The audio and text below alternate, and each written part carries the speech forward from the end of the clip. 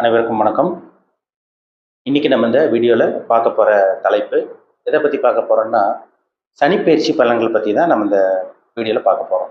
சனிப்பெயர்ச்சி மகர ராசி காலபுருஷ தத்துவப்படி 10ஆம் ராசி மகர ராசி. மகர ராசி நேயர்களுக்கு இந்த வரப்போகிற சனிப்பெயர்ச்சி எப்படி இருக்குன்னு பார்ப்போம். சனி பாருங்கள், உங்கள் ராசிக்கு ராசி அதிபதி அவர் தான், 2ஆம் அதிபதி அவர் தான், குடும்பம் தனம் வாக்குஸ்தானாதிபதி அவர் தான். இப்போ உங்களுக்கு 2ஆம் இடத்துல இருக்க சனி 3ஆம் இடத்துக்கு பயிற்சியாக போகிறார், உபஜய ஸ்தானத்துக்கு போக போகிறார். இந்த சனி பயிற்சி எப்போ நடக்கும்? வர்ற மார்ச் மாதம் 29ஆம் தேதி 2025 சனிக்கிழமை இரவு 9:44 சனி பயிற்சி நடக்க போகுது. அப்போது கும்பத்தில் இருக்க சனி மீனராசிக்கு போயிடுவார், மீனராசிக்கு பயிற்சியாகி போயிடுவார். அப்போது எல்லா மகர ராசி நேயர்களுக்கும் ஒரு விடிவு காலம் பிறக்க போகுதுன்னு அர்த்தம். என்ன காரணம்? 7.5 சனி அடியோடு உங்களை விட்டு விலக போகுது. 7.5 சனி உங்களுக்கு கம்ப்ளீட்டாக விலக போகுதுங்க. ஏன்னா 7.5-8 வருஷம் எந்த அளவுக்கு கஷ்டப்பட்டிருப்பீங்க, இந்த அளவுக்கு பாதிப்பு உங்களுக்கு இருந்திருக்கும். நடக்கக்கூடாதெல்லாம் நடந்துருச்சு. நிறைய விரயங்கள், நிறைய இழப்புகள். ஒரு சில மகர ராசி நேயர்களுக்கு பாருங்கள், அவங்க வீட்டில் அவங்க அம்மாவோ அவங்க அப்பாவோ சொந்தக்காரங்களோ அவங்களுக்கு நெருக்கமாக அவங்க யார் பார்த்திங்கன்னா அவங்களுக்கு ரொம்ப உயிராக இருந்தாங்களோ அவங்களெல்லாம் அவங்கள விட்டு விலகி போயிட்டாங்க. ஒரு சில பேருக்கெல்லாம் பார்த்திங்கன்னா மன உளைச்சல், அதிலிருந்து வெளியே வரவே முடியல. நிறைய இழப்புகள் சந்திச்சாங்க மகர ராசிக்காரங்க.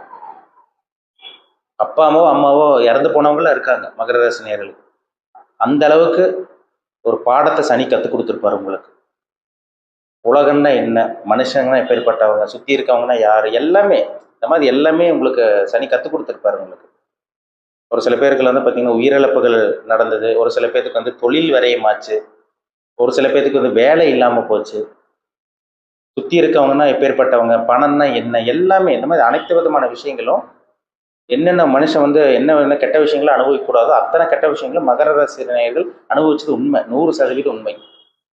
ஒரு சில பேருக்கு வேலை கிடையாது, ஒரு சில பேருக்கு தொழில் கிடையாது, தொழில வளர்ச்சி இல்லை.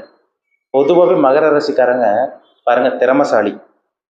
ஏன்னா வேகம் ஒரு பக்கம் இருக்கும், மகர ராசிக்கு விவேகமும் இருக்கும். எந்த ஒரு விஷயமா இருந்தாலும் பொறுமையாக இருந்து தான் காரியத்தை சாதிப்பாங்க. துடிப்பானவர்கள், விவேகமானவர்கள். அவ்வளோ உங்களுக்கு அறிவும் நாலேஜ் எல்லாம் இருந்தும் கூட உங்களால் முன்னேற முடியல. ஏன்னா நேரங்காலம் உங்களுக்கு சரியில்லாமல் இருந்தது. சனி அந்த அளவுக்கு பிரச்சனை கொடுத்துருப்பார், உங்களுக்கு பாதிப்பு கொடுத்துருப்பார்.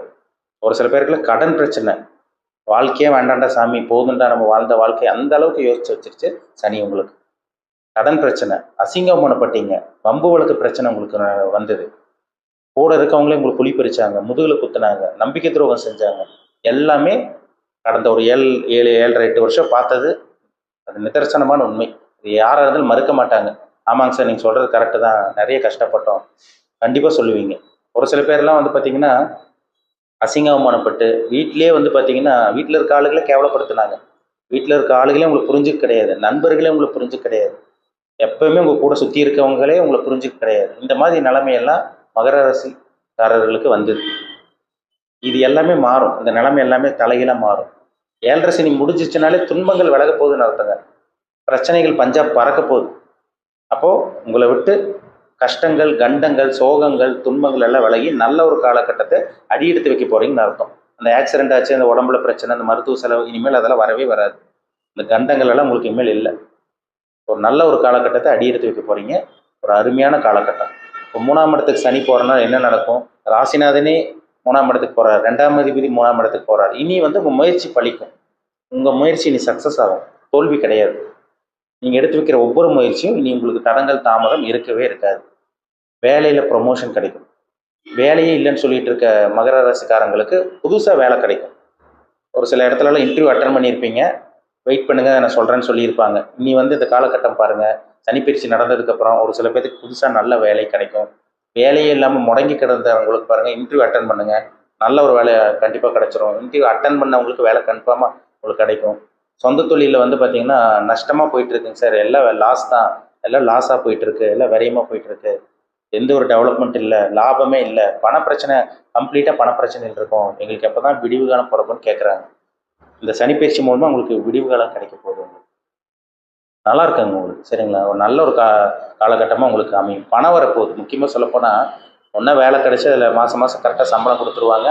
நல்ல ஒரு சம்பளத்துக்கு தான் போக போகிறீங்க. சம்பளம் பாக்கி இருந்தால் கூட உங்களுக்கு கைக்கு வர வேண்டியதெல்லாம் உங்களுக்கு கரெக்டாக வந்து சேர்ந்துடும். இல்லை வெளியே எங்கேயோ பணத்தை கொடுத்து ஏமாந்தீங்களா, மாட்டினீங்களா, வர வேண்டிய பணம் கொஞ்சம் கொஞ்சமாக வச்சு வரும். இந்த காலகட்டம்லாம் கிடைக்கும். ஏன்னா 7.5 சனியில் ஒரு சில பேர்லாம் வெளியே பணத்தை கொடுத்து வாங்க முடியாமல் தவிச்சிட்டு இருந்திருப்பீங்க. இந்த காலகட்டமெல்லாம் பணம் வரக்கூடிய ஒரு நல்ல ஒரு காலகட்டமாக, நல்ல ஒரு நேரமாக உங்களுக்கு அமையும். சரிங்களா? குடும்பத்தில் இருந்த அந்த பிரச்சனைகள் விலகும், கஷ்டங்கள் விலகும், பிரிஞ்சிருந்த கணவன் மணி ஒன்று சேருவீங்க. டைவர்ஸ் வாங்கினவங்களுக்கு பார்த்தீங்கன்னா மறுமணம் அவங்களுக்கு நல்லபடியாக உங்களுக்கு அமையும். திருமணமே ஆகலைன்னு சொல்லிட்டு இருக்கவங்களுக்கு, தடங்களாக இருந்தவங்களுக்கு திருமணம் உங்களுக்கு ஆக போகுது. புத்திர பாக்கியத்துக்காக ட்ரீட்மெண்ட் எடுத்துகிட்டு இருந்தவங்க, குழந்தைக்காக ட்ரீட்மெண்ட் எடுத்துகிட்டு இருந்தவங்களுக்கு புத்திர பாக்கியம், நல்ல புத்திர பாக்கியம் கிடைக்கும். வண்டி வாகனத்தில் பிரச்சனை, அடிக்கடி ஆக்சிடென்ட் ஆகுதுன்னு சொல்லிட்டு இருந்தவங்களுக்குலாம் பாருங்கள், அந்த பிரச்சனையெல்லாம் இருக்காது. உங்களுக்கு நல்ல ஒரு காலகட்டத்தை அடி எடுத்து வைக்க போகிறீங்க. நல்ல ஒரு நேரமாக இருக்கும். சரிங்களா? உயிரிழப்பு தாங்க. உயிரிழப்பை தவிர உயிர் போனவங்க வந்து நம்ம மறுபடியும் கொண்டு வர முடியாது. ஆனால் இழந்தது முன்னாடி மீட்டெடுக்க முடியும் கண்டிப்பாக.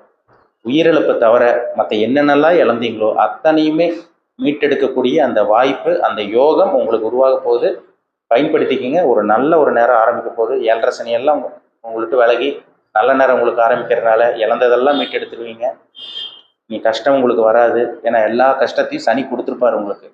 வாழ்க்கைன்னா என்ன, உலகம்னா என்ன, பணம்னா என்ன, நான் முன்னாடியே சொன்ன மாதிரி பணம்னா என்ன, மனுஷங்க யார், சுற்றி இருக்கவங்க யார், நேரம் சரியில்லாத போது அடுத்தவங்க நம்மக்கிட்ட எப்படி நடந்துக்குவாங்க, எல்லாமே சனி வந்து உங்களுக்கு கற்றுக் கொடுத்துருப்பாரு.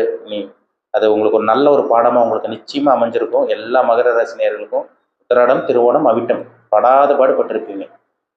இனி வந்து உங்கள் நிலைமை மாறும். உங்கள் வாழ்க்கை தலைகீழாக நிச்சயமாக மாறும். அதில் சந்தேகமே கிடையாது. நான் முன்னாடியே சொன்ன மாதிரி உயிரிழப்புகளை தவிர மற்ற எல்லாமே உங்களால் மீட்டெடுக்க முடியும்.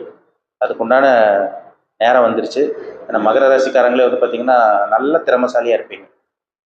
வேலை, தொழில், வியாபாரம் செஞ்சுட்டு இருக்கவங்கள பாருங்கள், நல்ல திறமைசாலியாக இருப்பாங்க. மகர ராசிக்காரங்க கரெக்டாக நடந்துக்குவாங்க.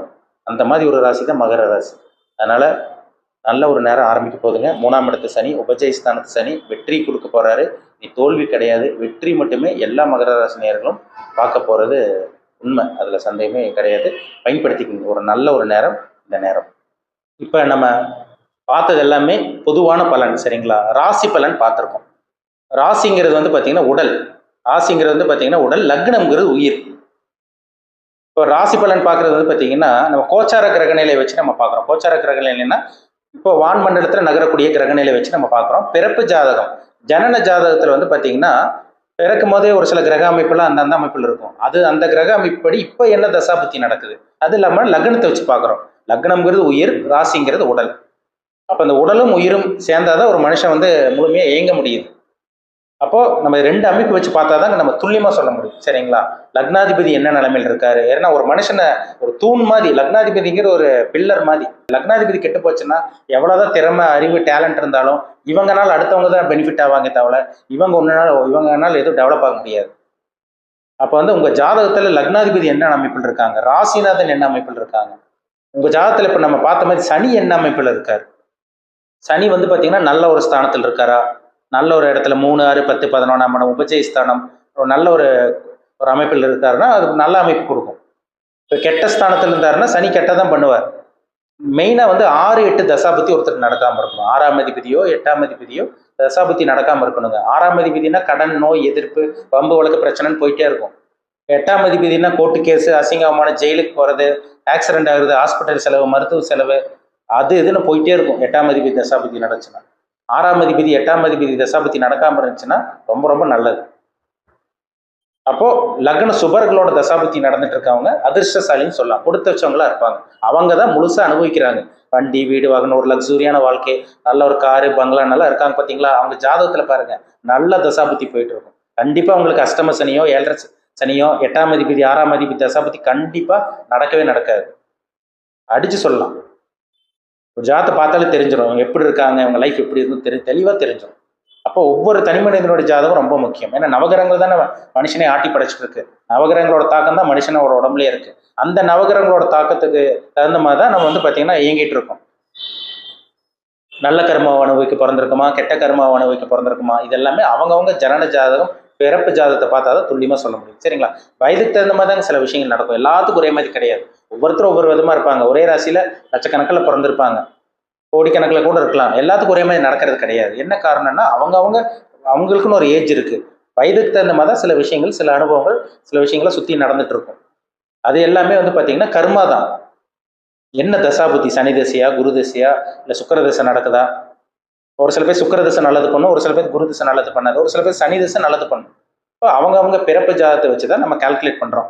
இந்தந்த காலகட்டங்களில் இவங்க நல்லா இருப்பாங்க, இந்தந்த காலகட்டங்களில் கவனமாக இருக்கணும், நல்ல நேரம் கெட்ட நேரம் இதெல்லாம் நம்ம பார்த்து தெளிவாக தெரிஞ்சுக்க முடியும். சரிங்களா? உங்கள் ஜனன ஜாதகத்தில் என்ன தசாபுத்தி போகுதுன்னு பாருங்கள், பிறப்பு ஜாதகத்தில் என்ன தசாபுத்தி போகுதுன்னு பாருங்கள், பார்த்து தெளிவாக தெரிஞ்சுக்கோங்க. இனிமேல் உங்கள் லைஃப்பில் என்ன பண்ணலாம், என்ன பண்ணக்கூடாதுன்னு அப்போ தான் டீட்டெயிலாக தெளிவாக பார்த்து துல்லியமாக தெரிஞ்சுக்க முடியும். ஒரு ஐடியா கிடைக்கும், உங்களுக்கு ஒரு ஐடியா கிடைக்கும். நல்லது நடக்கும்போது என்னென்ன பண்ணணும், கெட்டது நடக்கும்போது எந்த விஷயத்தில் கவனமாக இருக்கணும், இதெல்லாமே உங்களுக்கே ஒரு கிளாரிட்டி கிடைக்கும். சரிங்களா? மீண்டும் அடுத்த பதிவில் சந்திக்கும் வரை உங்களிடமிருந்து விடைபெறுவது உங்கள் ஜோதிடர் தமிழரசன்.